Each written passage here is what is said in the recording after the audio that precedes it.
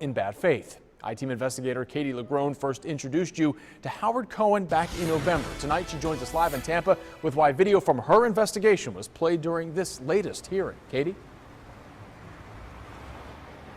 That's right, Jamison. At one point, I was asked to testify over this video. The defense hoped it would help bolster its case, but in the end, a federal judge did not agree. Anything to say about it? No comment. Howard Cohen left the Tampa courtroom, refusing to answer any of our questions after day one of a two-day federal hearing. People want to hear from you, Howard.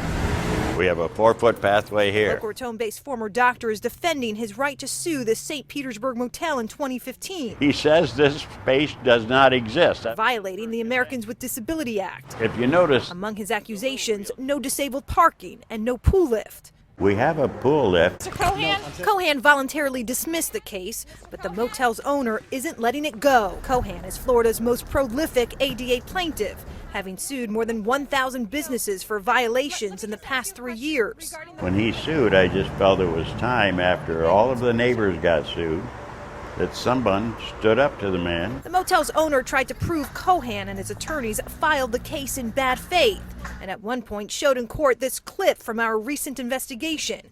Cohen, who describes himself as an ADA tester, disabled himself, can be seen sweeping the upper corners of his home. But the judge sided with Cohen, stating while his credibility is questioned and his excessive lawsuits can be viewed as opportunistic, federal law gives him the right to be a serial suer.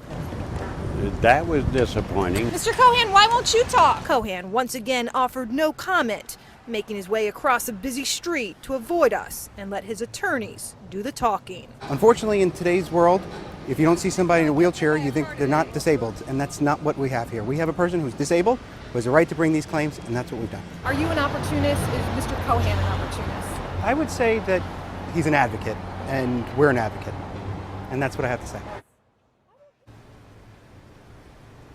And the motel's owner hoped this case would force Cohen to pay his attorney's fees. That, of course, won't happen. The motel's owner now has to fork over more than 16 grand in attorney's fees.